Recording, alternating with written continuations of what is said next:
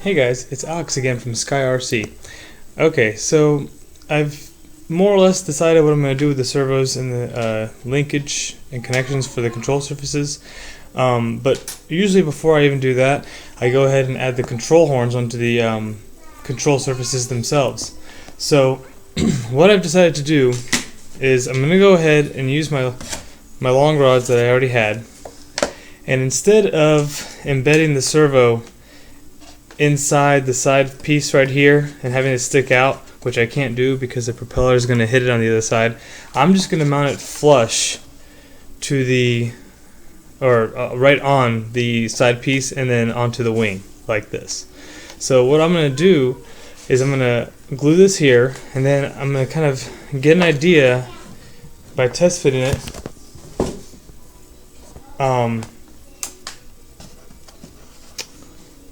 of about where the control rod needs to go.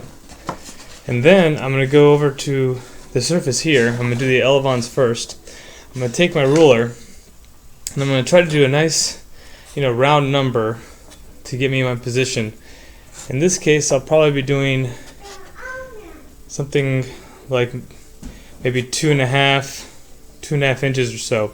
You want to do that because that way when you go to do the other side, it's going to be consistent and symmetrical. Now for the control arms themselves, there's a couple different things I like to use. Mainly I use these dental picks. So, and I talked about them in a previous video, but basically you can get these at the dollar store. I think that's where I got both of these. This one already has holes in it. So what you would do on this is you would probably cut off right here behind the second hole. So you only need the one. Unless for some reason if you have a really big wide surface you can get away with, you can use one of these other ones. But I like to use probably just this first one here. So I'll cut off using my pliers. I'll cut this off right after the first hole, and then wherever I made my mark, I'm going to go in here and cut a slot with my knife that'll fit this, and then put this in and make sure that this hole, this first hole, is right over my hinge line, and then I'll go ahead and hot glue it in place. Now if you use one of these, you're going to do the same thing, but you're going to pick where you want your hole, and then you're going to take a 1/16 inch drill bit and go ahead and drill a hole kind of in the center, and then however far out you want it to be. You want to stay fairly close to here because more often than not you're not going to have so much surface that you can fit this width in, plus get your hinge line lined up with the hole if you go way too far out here.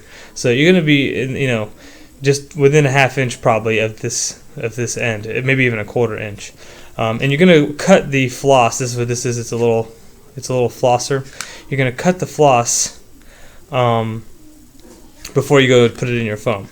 So for the sake of simplicity, I'm going to go ahead and use the one that has the holes in it already, so I don't have to worry about the drill bit part of it.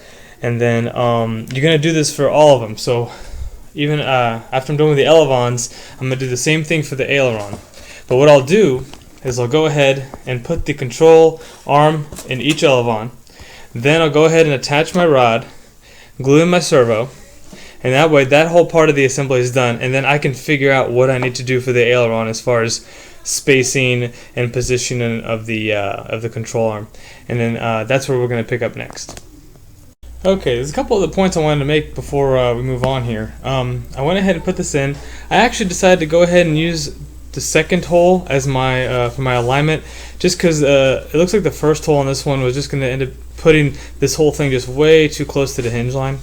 So a couple points about putting these in. I cut a slot, and I did test fit first, and then I went ahead and took it back out and laid a bead of glue down, just a thin one, and then inserted this through it. And remember, we're on the bottom end here. Now, a couple things to try to do. First of all, try to keep, again, the hole right over the hinge line, and when you do that, make sure your surface is level. You don't want to try doing it with it like this. You want to make sure this is nice and level when you go to line this up. And then put it in.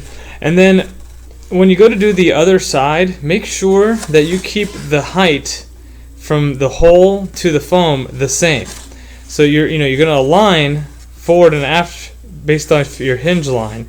But as far as the up and down, how far this sticks into the foam or not into the foam, or I should say out of the foam, you're going to want to make sure that's symmetrical between the two sides. I didn't do this side yet, but you want to make sure that's symmetrical because the distance between the hinge line and your hole is going to determine how much this moves when your servo moves. So you want to make sure they're the same. That way you don't have, you don't want to pull, elevator and have them move a different amount, because then you're going to get a roll as well as pitch at the same time. You want to make sure these move the same amount. So keep an eye on that. I usually eyeball it, but if you want, you can use a some sort of a ruler or something to help gauge how far away from the foam this hole is. Another thing I want to mention is the next step I'm going to be doing is gluing my servo in.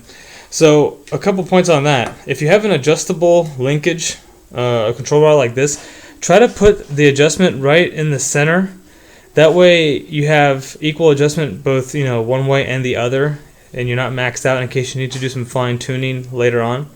And the other thing is, before you glue it in, make sure your servo the arm is perpendicular to the servo body. Okay, and then and make sure that doesn't move, because if that moves, you're going to be off when you go when you glue it in. It's not going to be where it needs to be. So you want to make sure this is perpendicular, and then when you glue it in and you're positioning your servo, make sure the arm doesn't move, and make sure that the surface is level when you go and do your positioning. So you want this to be level. Go ahead and run the clevis onto your control arm, and while making sure this stays level, then go over here and position and glue your servo down, and make sure this stays the arm stays perpendicular and that this stays level. That's going to make sure everything's nice and lined up when you go to start doing your programming and radio setup. And again, this is going to be the same for both sides. And then when we do our ailerons, it'll be a little easier because the servo will already be in place, and all you're going to do is control the arm length and positioning along the aileron. Okay, so we have our aileron servos connected now, our aileron control arms.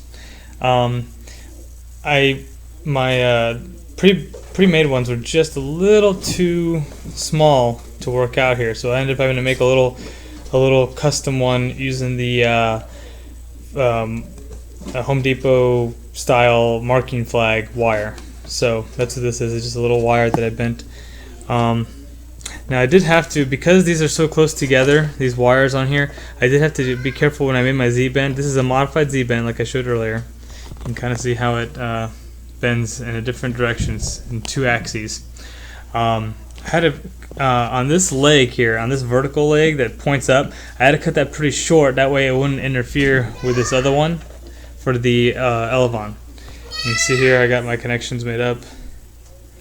So now when this servo moves, it's going to move both of them. Now I did have to go ahead and notch this out just to get a little more throw. Again, if this is my first time doing this particular plane, if I had to do it all over again, I probably would have elected to either A, use a longer rod here and install this more flush ahead of the propeller, and then make a connection here. I know that would involve getting a little more flex here, but that would have been one way to do it, or possibly move this back here and maybe either run a second servo to do the ailerons by itself, or figure out some other type of linkage. It's just a little bit different than what I'm used to. But one advantage of having the servo out, though, is that I was able to get a little bit further out on the aileron, so now I have pretty good leverage on there, so I don't feel like I'm going to have a whole lot of issue with flutter here at the wingtip. Now I went ahead and I did a fillet on all these joints for the control arms after I was done. And then another thing I should probably mention now is that if you have a brand new servo, you're not gonna want to do all this until you've centered your servo, and that's an electronic setup issue. You want to make sure you center. I mean, you can do it. I'll say this: you can do it that way, but before you power all this on, I would pull this arm off, because what you'll find on a brand new servo, these aren't installed, these arms. and so you're going to just kind of guess and put it on. Well, if you're wrong, the servo is going to center itself when you first give it power. It may set up and rotate this way because you didn't know. All you're looking at when you buy them brand new is just a little gear right here, and then this arm slips on. So you won't necessarily be in the right position. So you want to have these powered up when you go and do your final setup. So if you go ahead and put it on and glue it in, which you can do, before you power it up, take this screw out and pull this arm back off and let the servo center itself with power, and then put it back on and reinstall the screw. And you'll probably find you're going to have to do some adjustments on your radio, or if you don't have that level of adjustment or the higher end radio, you're going to have to go and do some adjustment on your linkages. That's why I said to give yourself some room here. Now when you make these custom ones, you don't have that luxury, so I would have to, maybe you could bend these wires just a little bit and make up and do some trim that way, or you'd have to make a new wire. So we'll see how these hold out. I'm not too happy with how all this went in. Another thing is, when you use this size wire or the marking flag wire, the holes that come on the arm are very small, so you're going to have to get a 1/16 inch drill bit and drill these out in order for the wire to actually fit through the arm. And you may even want to go just slightly over it. So when you go with your drill, just kind of wiggle it around just a little bit, because even with a 1/16 inch bit, it can be a little tight. And you want these to not have any play, but you don't want them to be binding either. You want to be able to move a little bit. So that pretty much takes care of that. Now, the one other thing that I will say also about adjustments is, because you're having one servo control both surfaces, the odds of everything being just dead right are going to be very low when you go to do your radio and power everything up. So having adjustment here and here is going to be very key, because what you're going to do is you're going to go for, I would suggest going for the elevator first. So when you power this up, the servo should be relatively perpendicular, and you want this control surface to be flat and level. Once you get that set up, then you'll go over here and make sure that this is level. And again, I would recommend having something with built-in adjustment, so you could just go in here, pop the little clevis off if you have one, thread it up or down, and make your adjustment that way. In this case, I'm going to have a little bit tougher time getting everything right. What I'll probably do, since I can't have a whole lot of adjustment here, is I'll let this be the determining factor of the servo position, and then whatever it ends up at, as long as it's not too, more than a few degrees off, either forward or aft, I'll go back here and adjust this. So hopefully that makes sense. So because this is not really readily adjustable, this is going to be the determining factor now, provided you maintain a decent angle. You want this to be pretty close to perpendicular. You can be a few degrees off, but try not to do more than 10, 15, 20 degrees, because then you're going to start sacrificing your throw in one direction or the other. However, if you don't intend to do some crazy aerobatics, you're not going to be having a whole lot of throw here anyway.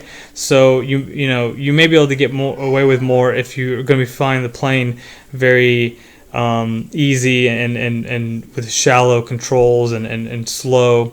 But generally speaking, it's good to have this pretty much perpendicular. So because this doesn't move, I will have this be the determining factor within reason for the position of the servo when I go to trim this in.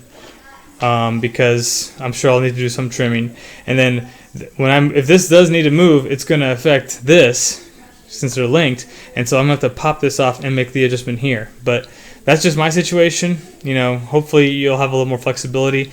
Obviously, again, looking at this, it's a little bit ugly having to have this notch here and having this so far out. Normally you'd want this tucked in more, which is why I say if I were to do it all over again, I would probably go ahead and bury this inside here, or even possibly run it inside and just have the wire poking out to have the cleanest look. That's going to be your cleanest look. But I would probably, even though it means a longer rod, I'd either go ahead or behind the prop slot, embed it in there so the wire will be nice and tucked in, and then whatever I got to do with the aileron to make it work, I would have to just figure that out. There are different linkage methods that I've seen.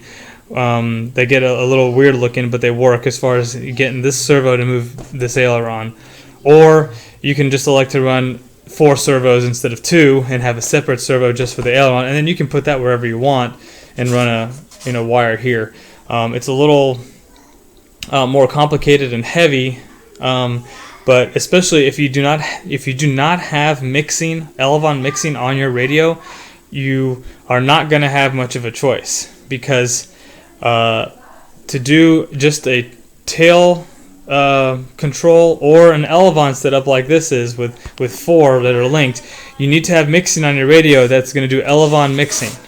If you do not, you're going to have to run at least 3 to 4 servos, and what you'll do in that case is you'll have like a Y connector that connects the 2 aileron servos together so that they do basically the opposite of each other, and then but you're going to be very limited on adjustments and all that stuff. It kind of starts to limit you, but that is a way to do it. I won't explain that in this video, but just know that is a way you could do it if you elect to. So, but if you do not have Elevon mixing, you will probably have to do it that way.